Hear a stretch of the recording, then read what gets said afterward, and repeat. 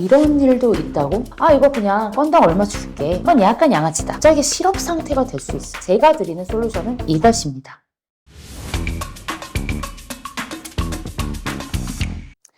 안녕하세요. 10년차 프리랜서 에디터, 프리랜서계의 고인물 이다혜입니다. 계약 실무 강연 오늘 시간에는 프리랜서의 불공정 사례를 바탕으로 어떻게 대처할 수 있는지 말씀드리도록 하겠습니다.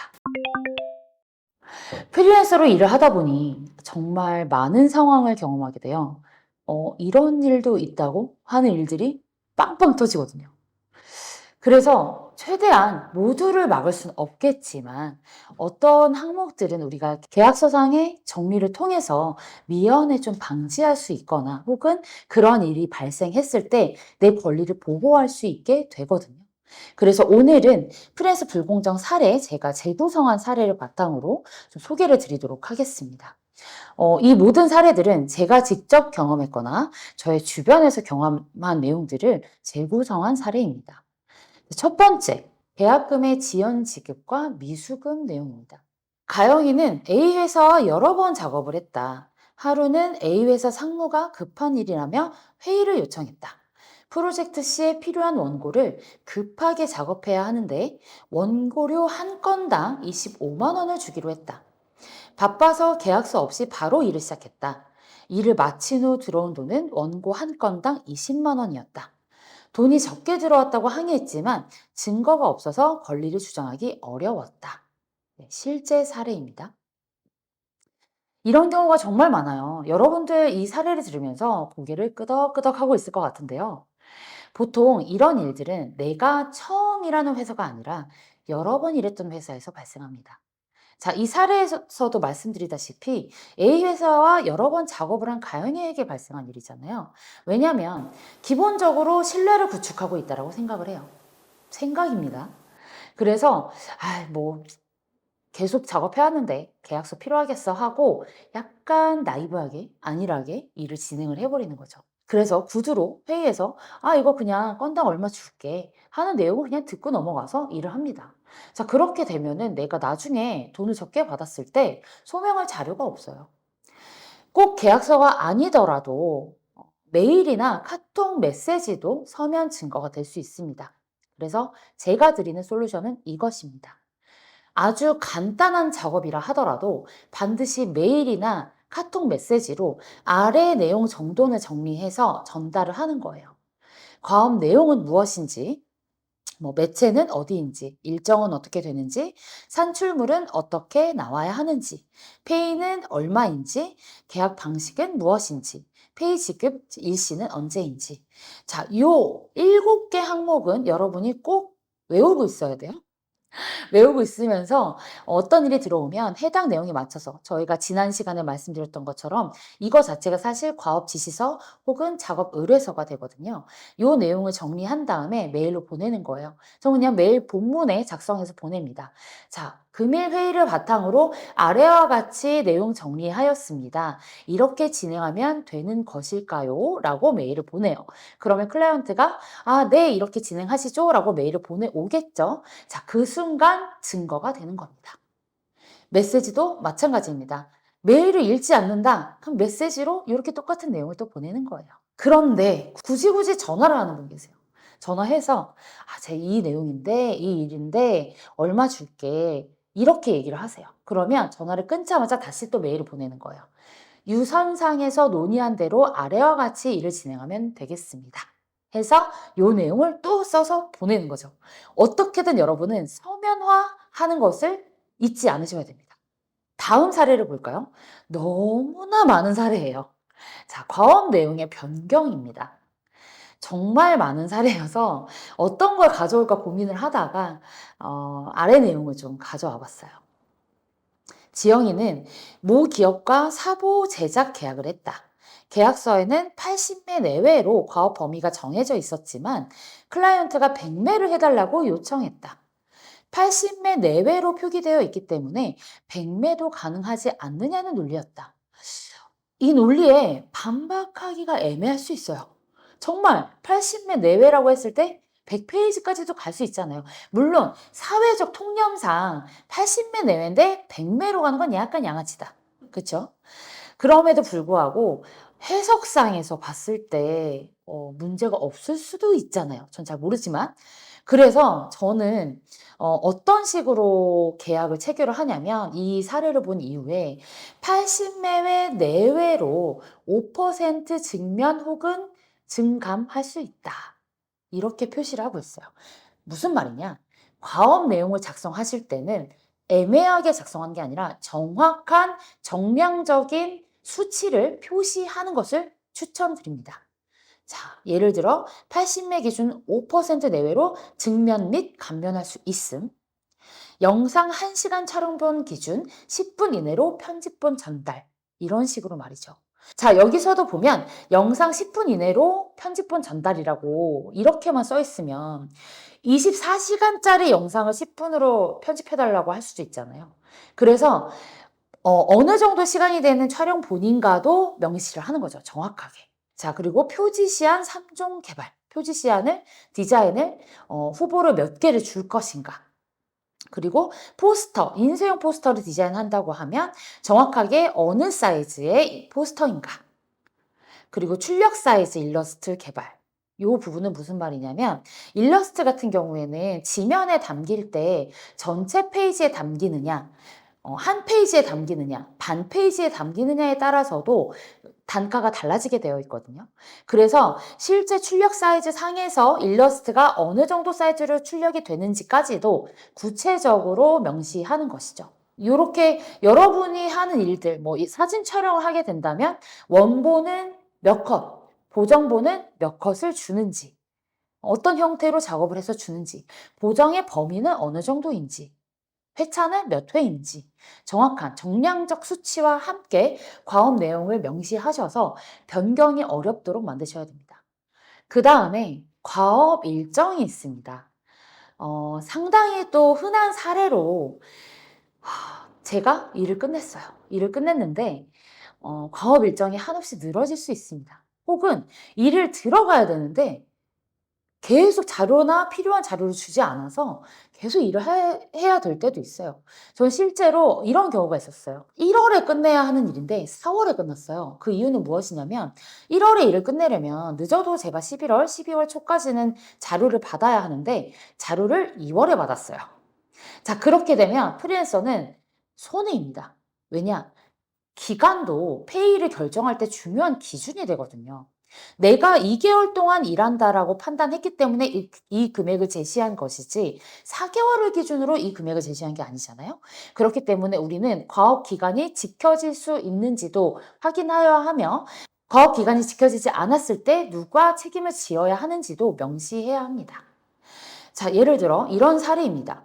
다영이는 원고를 집필하여 클라이언트에게 전달했다. 클라이언트의 최종 컨펌이 있어야 비용을 받을 수 있는데 클라이언트가 바쁘다는 이유로 피드백을 주지 않았다. 약속된 페이 지급 일자가 지나도 피드백이 없어 마음을 졸여야 했다. 이런 경우도 있습니다. 어떤 프로젝트 단위의 산출물을 내는 일을 할 때는 과업 일정이 한없이 늘어지는 케이스가 있고요. 월 단위로 계약을 할 때도 과업 일정에 대한 단서가 구체적으로 들어가줘요. 자, 월 단위 계약을 하는 일들은 대체로 이런 일들이 있어요. 뭐 예를 들어 내가 월간지를 계약을 했다거나 혹은 월 단위로 마케팅 계약을 했다거나 컨설팅 계약을 했다거나 자, 이런 사례가 있을 수 있어요.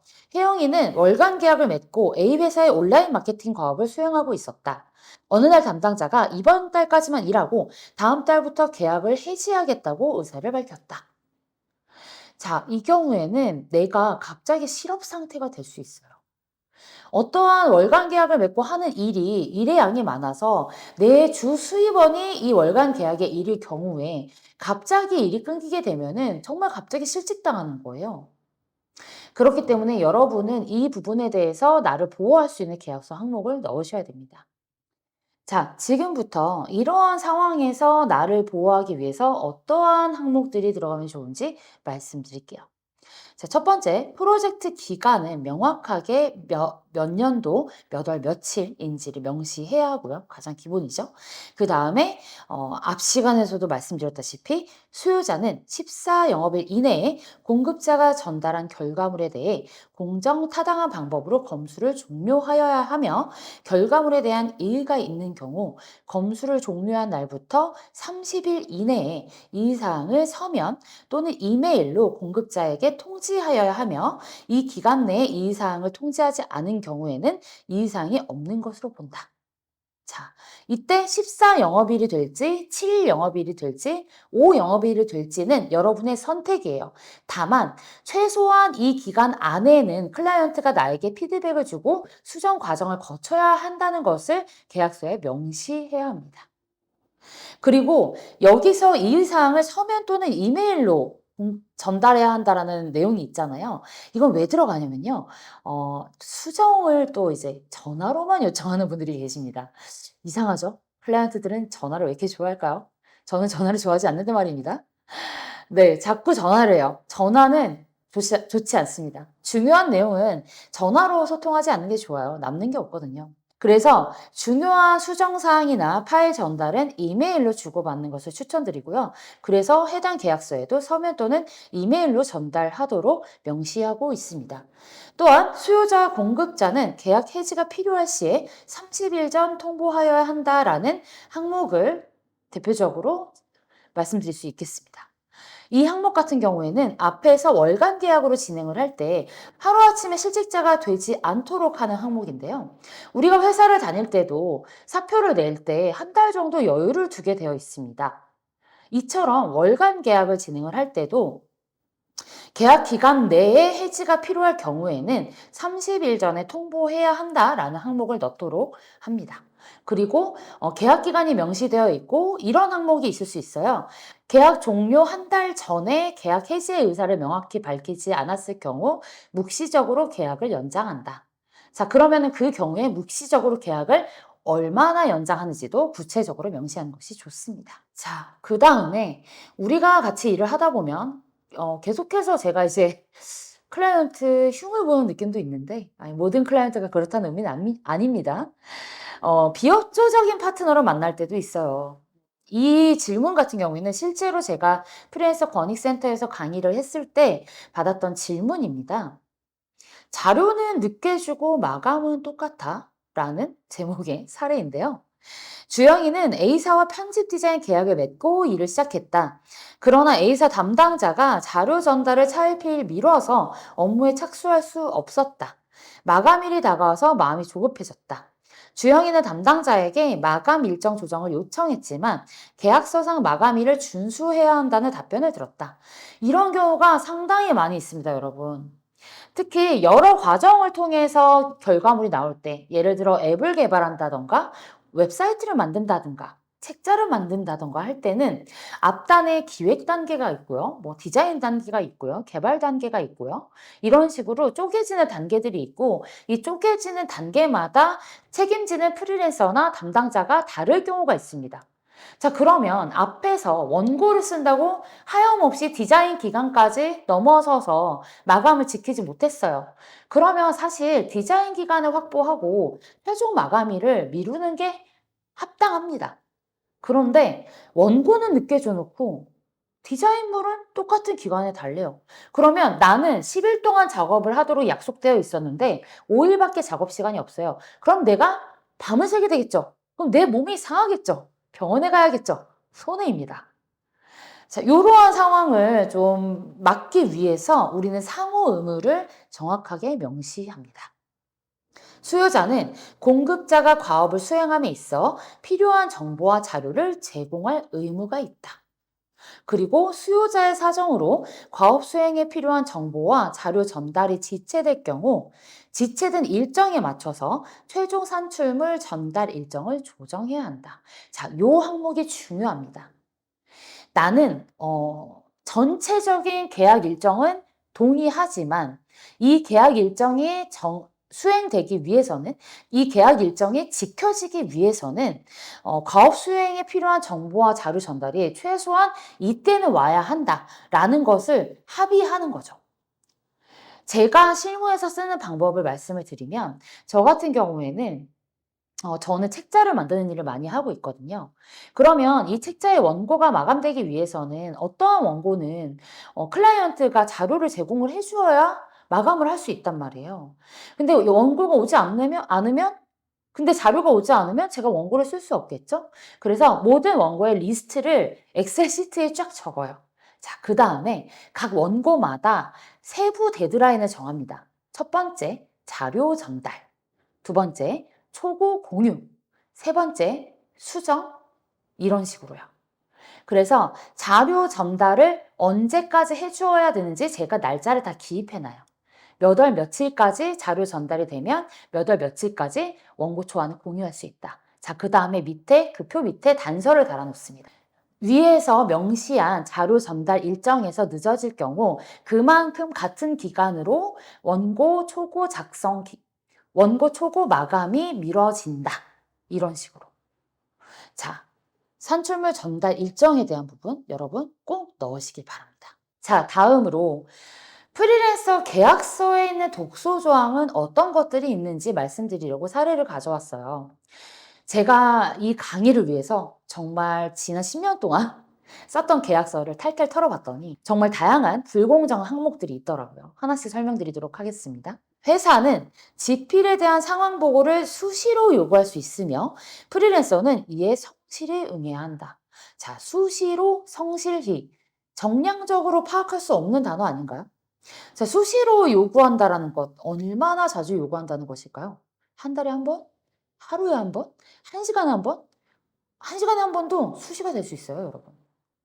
저는 실제로 그런 클라이언트를 만난 적이 있습니다.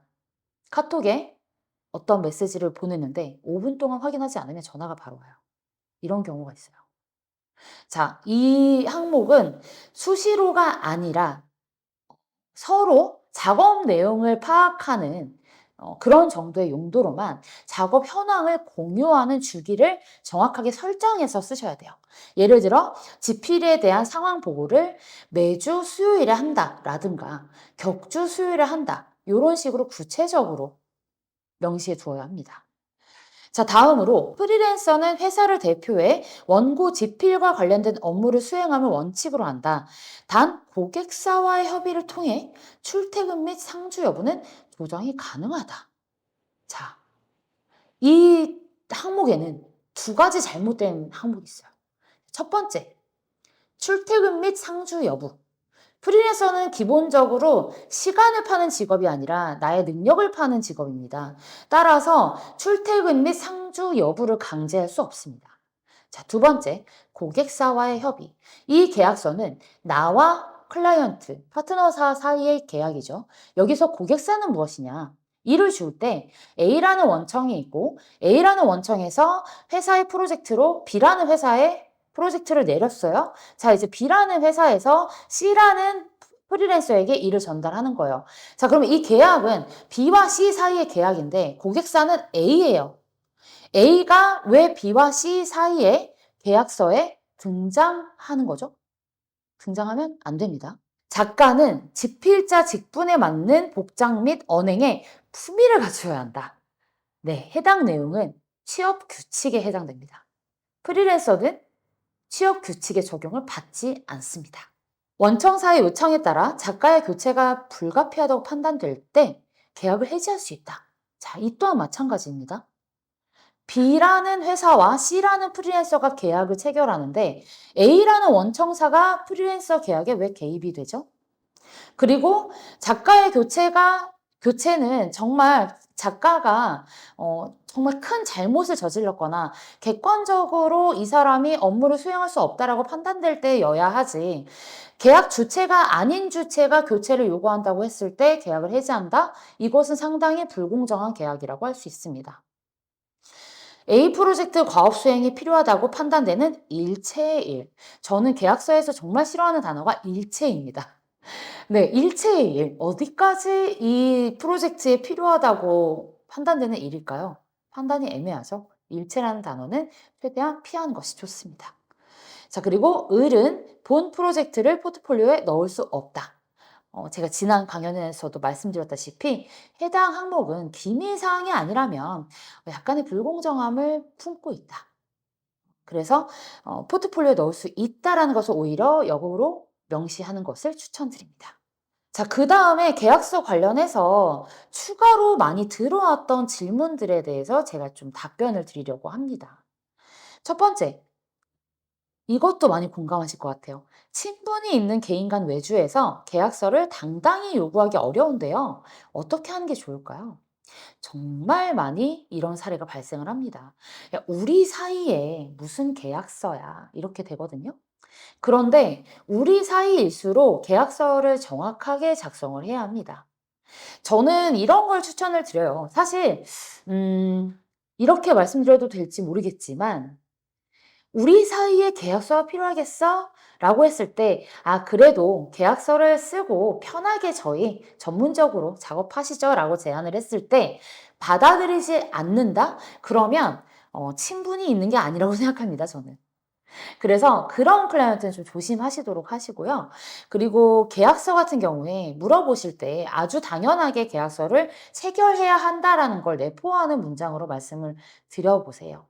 예를 들어, 계약서를 써주실 수 있나요?가 아니라, 저는 계약서 체결 후에 본격적으로 일을 시작하는데요. 계약서 원문은 언제 받아볼 수 있을까요? 라고 질문을 하는 거죠. 그러면 아주 당연하게 우리 사이에 계약서를 왔다 갔다 해야 되는 거야. 라고 메시지를 전달하는 것이죠. 그래서 좀 당당하게 여러분이 요구하시기를 바랍니다. 10만 원 정도 소액 계약은 여러 장짜리 표준 계약서를 내밀기가 애매합니다. 간단한 작업인데 너무 절차 따지는 사람처럼 보이기도 하는 것 같아서 약식 용역 계약서를 작성하고 있는데 이런 방식이 괜찮은지와 약식으로 쓸 때 빠뜨리면 안 될 내용들은 어떤 게 있는지 궁금합니다. 제가 여러 번 말씀드렸다시피 약식 계약서도 만들어두면 좋습니다. 약식 계약서는 과업 지시서를 계약서의 형태로 만든 거라고 볼 수 있어요. 그래서 앞서 제가 설명드린 것처럼 과업 지시서에 들어가는 내용들, 내가 어떤 일을 하게 되는지, 언제부터 언제까지 일을 하는 것인지, 얼마를 받는 것인지, 언제 받는 것인지, 이런 항목들을 넣어서 약식 계약서를 체결해도 무관합니다. 자, 수정 횟수 제한을 클라이언트가 부담스러워할 것 같아요. 라고 하는데요. 종종 수정을 정말 무한으로 하게 될 때가 있잖아요. 그래서 우리는 계약서에 수정을 3회나 2회로 제한하게 됩니다. 근데 그걸 본 클라이언트가 잘 몰라서 무서워요. 설마 오타도 수정 횟수에 들어가나? 무서워할 수 있거든요. 그래서 이런 경우에는 수정의 어떤 기준을 세우는 거예요. 수정을 전체적인 콘셉트 수정, 배경 색깔 수정, 레이아웃 수정과 같이 큰 수정이라고 범주를 지어 놓고 간단한 오타 수정은 제외라고 명시해 주는 거죠. 그러면 클라이언트도 이해할 수 있어요. 아, 큰 수정만 3번이구나. 자, 강의안의 경우 어디까지 저작권을 허용해야 할까요? 라는 질문도 들어왔어요. 참 저작권 인정 못 받는 대표적인 산출물 중에 하나가 강의안일 것 같아요. 저도 실제로 제가 강의를 다니다 보면 제가 보낸 강의안이 강의실에 책상마다 프린트되어서 놓여져 있는 걸 볼 때가 있어요. 사실 이것도 불법입니다. 내 저작권이 훼손된 거예요. 강의안의 저작권은 내가 실제로 강의할 때 이 강의안을 활용하는 것까지입니다. 인쇄해서 배포하거나 온라인으로 배포하는 것은 별도의 계약을 체결해야 합니다. 산출물 형식까지 지정해야 할까요? 라고 또 질문을 주셨는데요. 산출물 형식도 명확하게 지정해 두시면 좋습니다. 내가 디자인물을 전달을 할 때 사실 PSD나 AI 파일과 같이 원본 파일을 제공해야 하면 돈을 더 받는 게 맞거든요. 근데 산출물 형식을 지정해 두지 않으면 이미지 파일만 주었을 때 왜 원본 파일을 주지 않느냐라고 항의를 할 수가 있어요. 그래서 정확하게 어떤 형태로 파일을 전달하는지 그 포맷까지 정확하게 명시하는 것이 좋습니다. 자, 일을 하다 보면 정말 다양한 상황을 맞닥뜨리게 됩니다. 물론 부드럽게 합의하고 넘어가는 것이 가장 좋지만 어떤 상황에서는 우리가 법적 분쟁까지도 갈 수 있다는 것을 언제나 유념해야 하거든요. 그래서 여러분들께 꼭 말씀드리고 싶은 것은 내가 스스로 일을 하면서 애매했던 상황들, 애매했던 조항들이 있다면 계속해서 그것을 정확히 구체화하는 작업들을 해보시길 바란다는 것입니다. 네, 지금까지 불공정 사례를 바탕으로 어떻게 대응할 수 있는지 말씀드렸습니다. 안전하게 나를 지키며 일하는 환경이 되도록 저도 더욱 노력하겠습니다. 감사합니다.